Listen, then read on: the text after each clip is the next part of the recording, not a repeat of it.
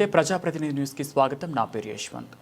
మహిళలు ఆరోగ్యంగా ఉంటేనే కుటుంబం సుభిక్షంగా ఉంటుందని సూర్యాపేట అంబేద్కర్ నగర్ పిహెచ్సి వైద్యురాలు డాక్టర్ అమూల్య పేర్కొన్నారు.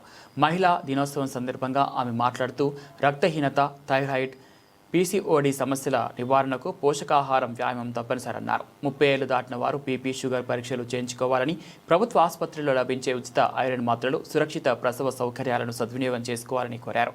ముఖ్యంగా గర్భాశయ క్యాన్సర్ నివారణకు ఈ నెల 8 నుంచి సూర్యాపేట ఏరియా ఆసుపత్రిలో 14 ఏళ్లు నిండిన బాలికలకు ఉచితంగా హెచ్పివి టీకాలు వేయనున్నట్లు వెల్లడించారు. ప్రాణాంతక క్యాన్సర్ల పట్ల అప్రమత్తంగా ఉంటూ స్క్రీనింగ్ పరీక్షలు చేయించుకోవాలని ఆమె పిలుపునిచ్చారు. ముందుగా అందరికీ మహిళా దినోత్సవ శుభాకాంక్షలు. Happy international women's day. నేను doctor Amulya, medical officer, UPHC Ambedkar Nagar.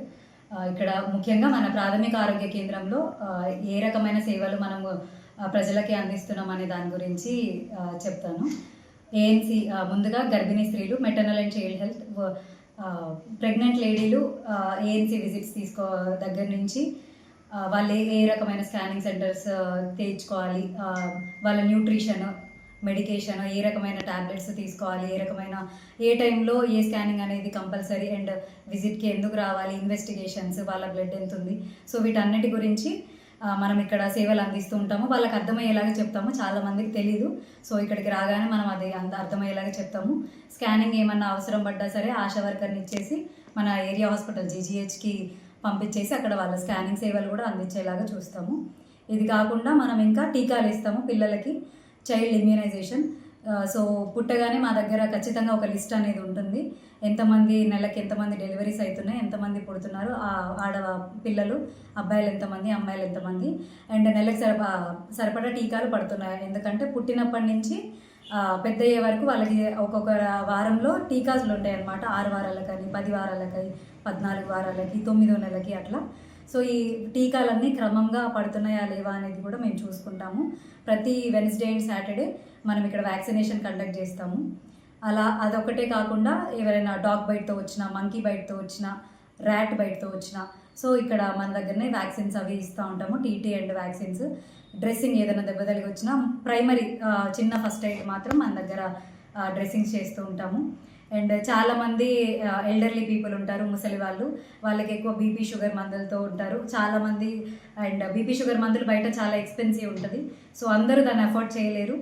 మన దగ్గర బీపీకి సంబంధించి, షుగర్కి సంబంధించి చాలామంది మందులు వచ్చి తీసుకెళ్తూ ఉంటారు. సో ఎలాంటి రకమైన మెడిసిన్స్ అయినా దాదాపు మన దగ్గర అవైలబుల్ ఉంటుంది. అదొకటే కాకుండా గుండెకి సంబంధించింది ఏమన్నా ప్రాబ్లం ఉన్నా సరే చిన్న చిన్న మెడికేషన్స్ మన దగ్గర దొరుకుతుంది. ఒకవేళ ఇక్కడ లేదు అని అంటే ఏరియా హాస్పిటల్కి మేము ఇక్కడి నుంచి పంపిస్తాము.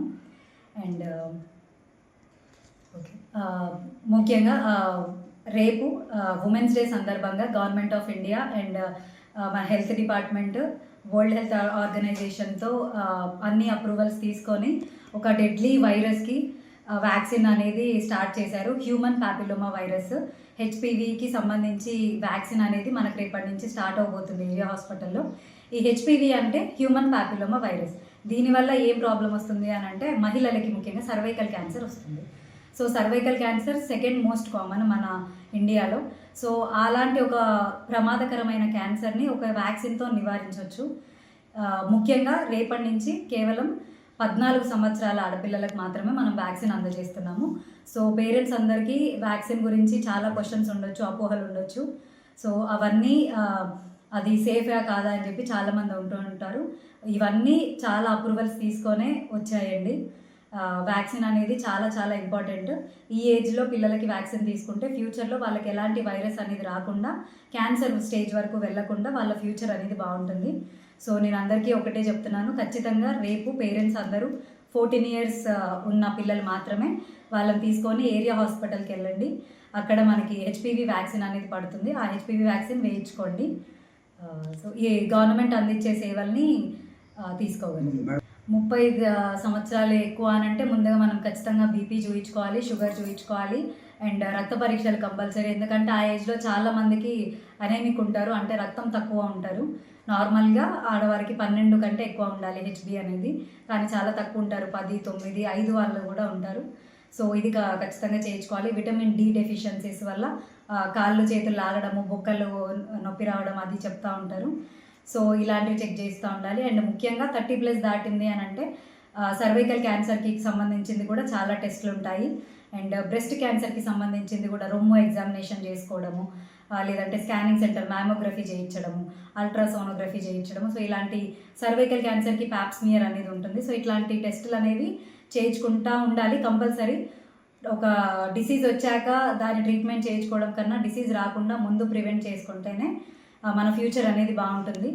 సో ఖచ్చితంగా రొటీన్ ఇన్వెస్టిగేషన్స్, రొటీన్ డయాగ్నోస్టిక్స్ కనీసం మంత్లీ వన్స్ కాకపోయినా అట్లీస్ట్ 3 నెలలకు ఒకసారైనా ఖచ్చితంగా చేయించుకుంటారని అనుకుంటున్నాను. ఉమెన్స్ డే శుభాకాంక్షలు. Thank you.